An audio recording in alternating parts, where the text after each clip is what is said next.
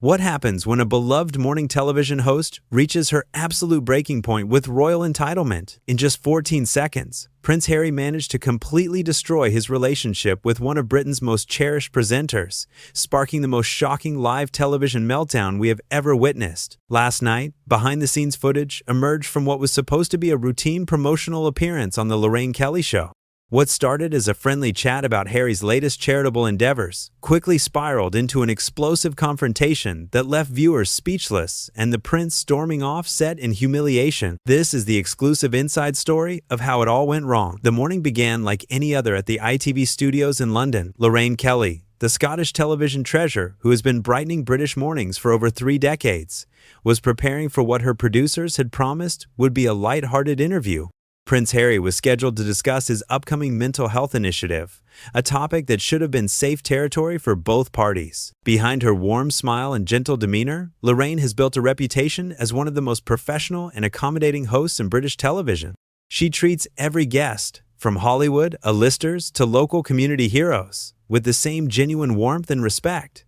Her preparation is legendary among her colleagues. She reads every brief, watches every clip, and genuinely cares about making her guests feel comfortable. That morning, she had done her homework on Harry's mental health work, preparing thoughtful questions that would allow him to share his passion for the cause, while keeping the tone upbeat and positive. She even had her makeup team prepare his favorite tea blend, a small gesture that exemplified her attention to detail and consideration for others. But from the moment Prince Harry walked into the studio, something felt different. Gone was the casual, approachable demeanor he had cultivated in recent years. Instead, there was an air of impatience, an almost palpable sense that he considered this appearance beneath him. Staff members noticed he barely acknowledged the crew, a stark contrast to his usual behavior during previous visits. As Lorraine greeted him with her characteristic warmth, extending her hand for a friendly shake, Harry's response was notably cold. "Let's just get this done quickly," he muttered, barely making eye contact. "I have more important things to do today." The comment caught Lorraine off guard, but ever the professional, she maintained her composure. "Of course, Harry. I know how busy you are. We really appreciate you taking the time to chat with us about such an important cause." "Right, well, just remember we're here to talk about my work, not anything else," Harry replied curtly, settling into his chair with visible reluctance. "I don't want any questions about my family or my personal life. This is about the foundation, nothing more." Lorraine nodded understandingly. "Absolutely. That's exactly what we plan to focus on. Your mental health initiative is doing such wonderful work." As the cameras rolled and the familiar theme music faded, Lorraine flashed her genuine smile to the audience. "Good morning, everyone, and welcome back to the show. I'm delighted to be joined now by Prince Harry, who's here to tell us about his latest project supporting mental health awareness." "Harry, thank you so much for being here." "Thanks for having me," Harry replied, though his tone suggested anything but gratitude. There was a stiffness to his posture, a distance in his eyes that viewers at home immediately picked up on. "Now, this new initiative you're launching focuses on supporting young people with their mental health," Lorraine began, consulting her notes. "Can you tell us what inspired you to focus on this particular area?" Harry shifted uncomfortably in his seat. "Look, I think it's pretty obvious why this matters. Young people today face unprecedented challenges, and if you had done your research properly, you'd know that this has been my focus for years." The subtle dig at her preparation caught Lorraine completely off guard. Her smile faltered for just a fraction of a second before she recovered. "Oh, I have done my research, Harry. I've been following your work closely, which is exactly why I'm so excited to give you this platform to share more details about the specific programs you're implementing." "Platform?" Harry's voice carried a note of incredulity. "I'm not here because I need your platform, Lorraine. I'm here because my people thought it might be useful for your show's ratings." The studio fell silent. Camera operators exchanged glances, and the production team watched in stunned disbelief. As the interview took an unexpected turn, Lorraine, who had handled thousands of interviews with grace and professionalism, found herself in completely uncharted territory. "I see," she said carefully, her Scottish accent becoming slightly more pronounced as it often did when she was processing something difficult. "Well, regardless of the reason, I think our viewers would love to hear about the positive impact your work is having." "Your viewers?" Harry repeated, his tone dripping with condescension. "Right. Well, I suppose they need all the education they can get about real issues, don't they?" The comment hung in the air like a toxic cloud. Lorraine's eyes widened slightly, and for the first time in her decades-long career, she seemed genuinely at a loss for words. The Harry sitting across from her bore no resemblance to the charming, self-aware prince who had won hearts around the world. This was someone else entirely. "I'm sorry, Harry, but I'm not quite sure what you mean by that," Lorraine said, her voice steady but with an edge that regular viewers would recognize as a warning sign. Harry leaned back in his chair, a smirk playing at the corners of his mouth. "Come on, Lorraine. We both know your audience isn't exactly the most sophisticated demographic. They're here for gossip and celebrity chat, not serious discussions about mental health policy." The words hit Lorraine like a physical blow. In her entire career, through interviews with difficult politicians, confrontational celebrities, and even hostile members of the public, no one had ever shown such blatant disrespect for her audience. These were the people who had supported her for over 30 years, who trusted her to bring them news, entertainment, and genuine human connection every morning. "Harry," she said, her voice now carrying a steel that few had ever heard, "I think you've misunderstood something fundamental here. My audience are some of the most caring, intelligent, and engaged people in this country. They're teachers, nurses, parents, grandparents, working people who start their day with us because they value real conversation about things that matter." Harry waved his hand dismissively. "Sure, whatever you need to tell yourself. But let's be honest about what this really island. You bring me on, ask a few softball questions, I give you some sound bites, and everyone goes home happy. That's how this works." The condescension in his voice was unmistakable now. Lorraine felt something she rarely experienced during interviews.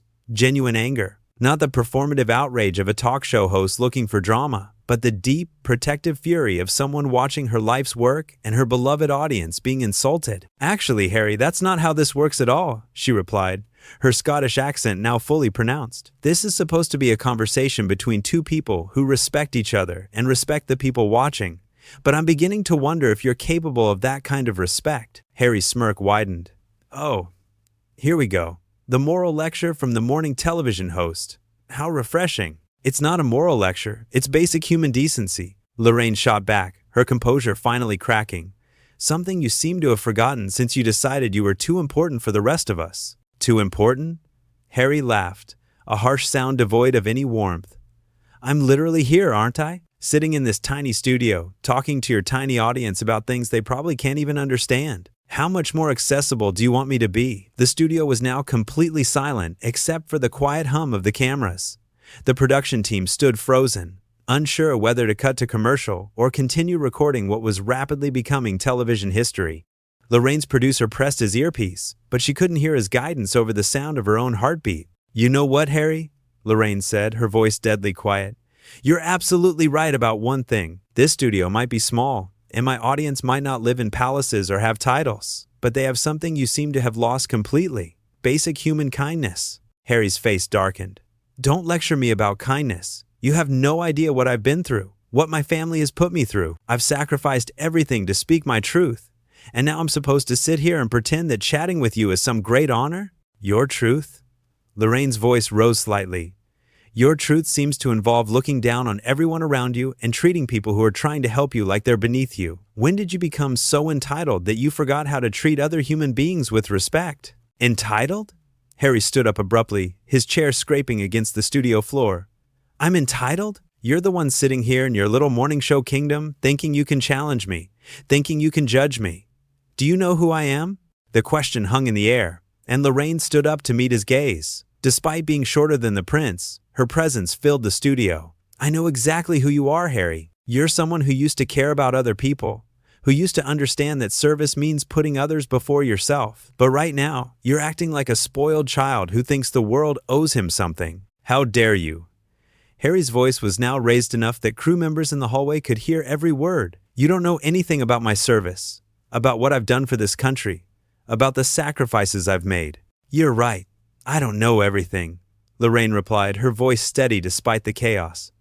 "But I know that true service doesn't come with a list of demands. It doesn't come with an attitude that everyone else should be grateful for your presence. And it certainly doesn't involve insulting working people who tune in every morning because they trust us to treat them with respect." Harry pointed a finger at her, his face flushed with anger.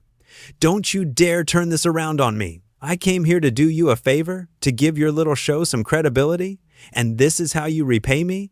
By attacking me on live television? I'm not attacking you, Harry, Lorraine said firmly.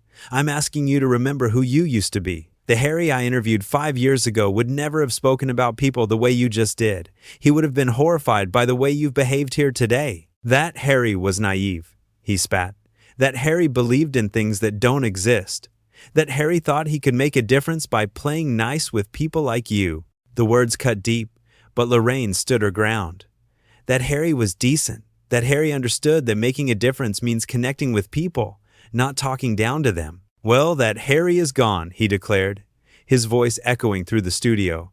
And if you can't handle who I am now, then maybe this interview is over. Lorraine looked at him for a long moment, and when she spoke, her voice was calm but final. You know what, Harry? You're absolutely right. This interview is over. In fact, I think it's time for you to leave my show. The words seemed to hit Harry like a physical blow.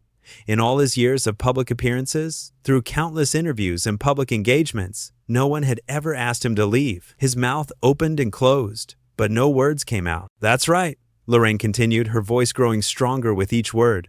I'm asking you to leave, not because you're a prince, not because of your title or your status, but because you've forgotten how to treat people with basic human dignity. And that's not welcome here. Harry stared at her in complete shock, his face cycling through disbelief, rage, and something that might have been shame. You can't be serious. I've never been more serious about anything in my life, Lorraine replied. This show is built on respect, kindness, and genuine connection with our viewers. You've shown today that those values mean nothing to you. So yes, I'm asking you to leave. The prince stood frozen for several seconds, clearly struggling to process what had just happened. Then, without another word, he turned and walked toward the studio exit, his footsteps echoing in the stunned silence.